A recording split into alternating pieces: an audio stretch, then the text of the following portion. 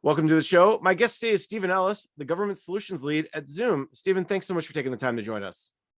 Thanks for having me. I'm really excited to be here.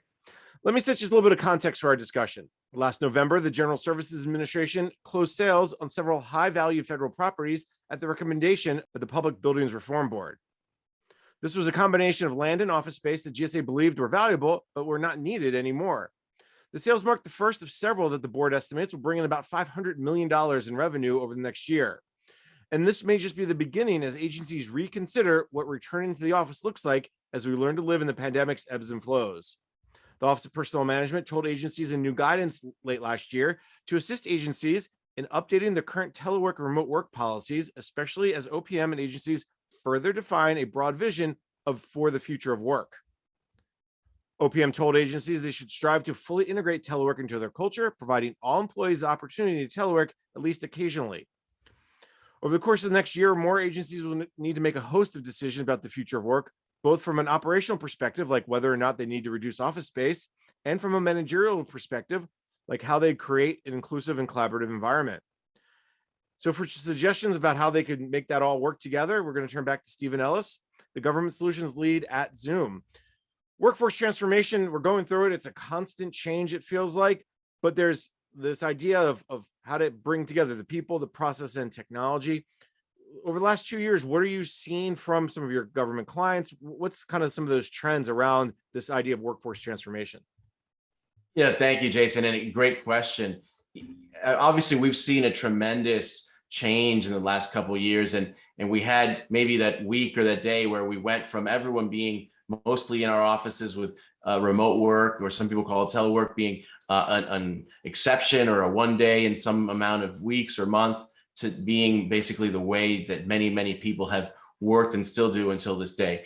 In terms of the way that took place, what we've noticed is the technology had to adapt to how people work, and that was a change in how government agencies are organized and how government employees sort of do their day. And if we think about how that is and how that's impacted the IT process from sort of the dawn of the computer age, if we go way back historically to something certainly before my time, but punch cards, they had to hire people who knew how to use those tools. And the same thing with word processing when that started. And now with the cloud and bringing data, we've had to bring in experts who understood how to use specific systems so they could unlock the power of that broadly for the agency. What we saw in the last couple of years is sort of turning that on its head. We saw we need all of that technology to work in the service of how people work. And so I think what we've seen is this big change. And I call it, certainly the term that I've come up with, and at least in that petri dish of federal IT terms that are going on, whether it was myself here at Zoom or someone else, but human-centered IT. So bringing that humanity and the humanness of all of us, our shared experience, into the process, into how IT is deployed, and into how we organize ourselves as people. That is at the center of it all, as opposed to what I think we've seen in the last 10, 20, even beyond years. It's been more IT serving how the technical processes work. So now we've switched it on its head. And as you mentioned, it takes people, process, and technology together. Is it very coordinated? Is it three legs to a stool? Is it three pillars to a building? But whatever that is, you need all three for it to work. You need offense, defense, and special teams for a football, to win a football game. And when we're talking about the federal IT world, we need all three of those things. And when it doesn't work, it's a broken process, and we can see it right away. I was with my young son; he's 2. We were walking down the street, and around the corner, they were putting new asphalt on a road, and we had a chance to see them set up and the workmen there. It was really exciting for my 2-year-old to see all this equipment. It was all brand new. We had a chance to even chat with some of the folks who were working. They showed us the truck and get some pictures. These were tier 1, road crew. They were at the top of their game, amazing. They had brand new equipment. So technology, the people in technology was perfect. And the experience that they had in putting that beautiful road was wonderful. But what happened 3 weeks later is that the phone company came in, ripped up a big chunk of that to do whatever they had to do, and then they just banged some asphalt with the back of a shovel and put a patch together. So that was a process that failed. And so you had the great people, you had great technology, but the process failed, and the result is an eyesore in front of my friend's house. So it really needs to work. And for people who think, well, that's a government thing, it really is something that transcends. And we're having this conversation because we're trying to serve the mission of government. But I'll tell you, it's every industry is dealing with these types of things where maybe they have the people right, maybe they have the technology right, process is broken. I was talking to my sister-in-law the other day. Her credit card was expiring. They sent her a new credit card. A month later, the bank changed its logo, so they sent a new credit card, and it didn't have the tap reader, and that was missing. So all of a sudden, they had to call up and get another. So 3 credit cards in the span of a month. Absolutely broken process. It's not just the federal government, but we all need to look at it. And as we're making these changes, as we're looking at human-centered IT, we have to make substantial changes to these processes because they were developed in a pre-pandemic world. They were developed when remote work was not the norm. It was an unusual thing.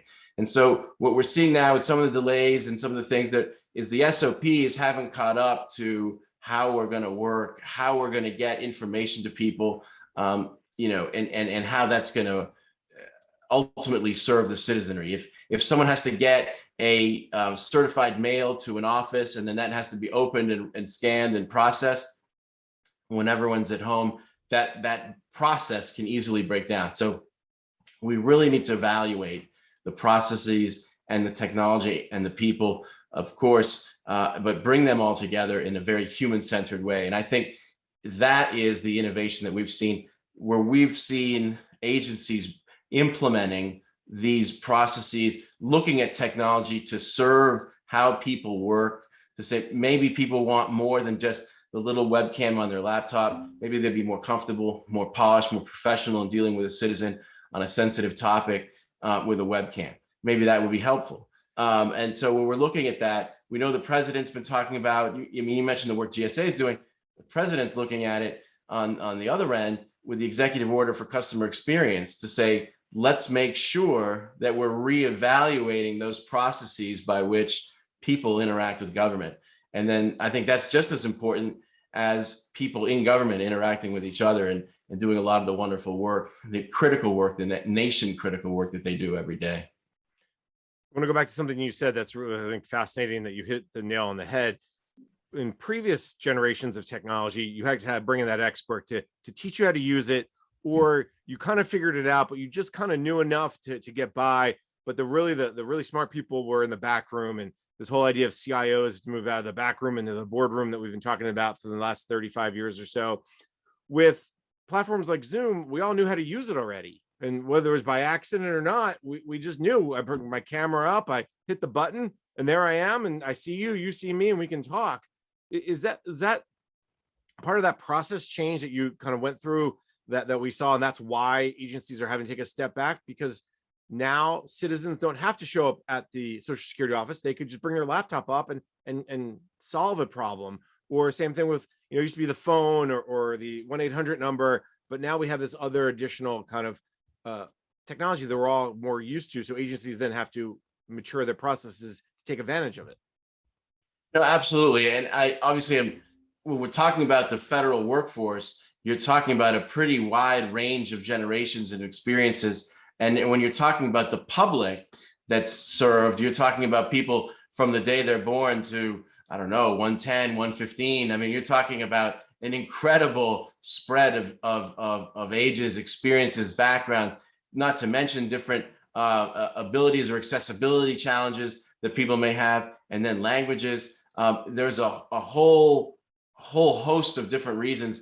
And I think when we talk about the technology platforms, again, whether you're serving just the citizen who's engaging with government, or a government meeting, two folks within an agency or across agencies who are meeting, we need to have simple tools that don't require a help desk call every time to get something set up. I know from experience, how many times to go into a conference room and to try to project something on the screen, there was a menu, there were 15 different buttons, and did you have the right adapter? And these things, we had to accommodate ourselves to the process, or maybe there was something written on the wall with 15 different steps, or you had to call some expert to come in.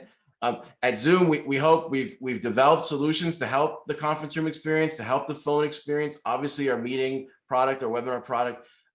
But I think it's not just a Zoom question. I think industry in general, and I would challenge government purchasers to say, this new IT solution that I'm deploying in whatever area that is it designed in a way that's very easy or intuitive to use? Are people comfortable in how they're using it? And certainly a lot of thought has gone in terms of how Zoom works and how it can be used. And we continue to do that for the future and in our development.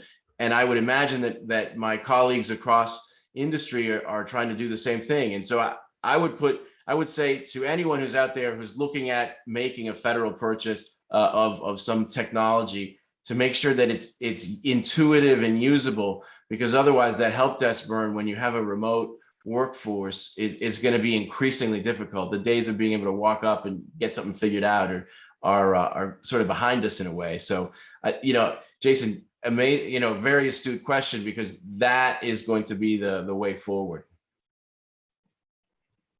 The other piece of this is, and I think this gets to the process change I want to make sure we touch upon in this first segment, is around, it's really changing the way federal agencies work together, both internally within the agency and across the government. Because, well, I'm in one part of the world and you're in the other part of the world, but now we can have this communication, this collaboration in a much different way, where before, let me get on an airplane, let me fly to DC, or let me fly to some remote place in National Park Service so the Forest Service can talk to you.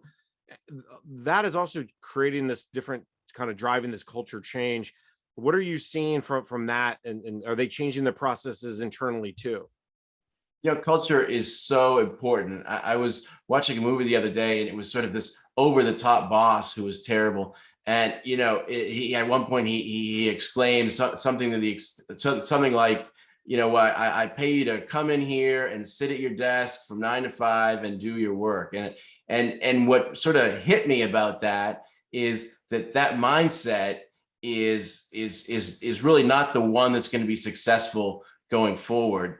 There are a lot of folks, unfortunately, who do have that, but the idea is we need to be looking at what are the outputs that people have, and then monitoring and ensuring and working with our workforce to make sure that those outputs happen. It's not just being in a place and doing work, walking around and wasting time and around a water cooler or whatever. You can be unproductive in an office. So I think building that culture and empowering the outputs that have to happen, that's the big shift.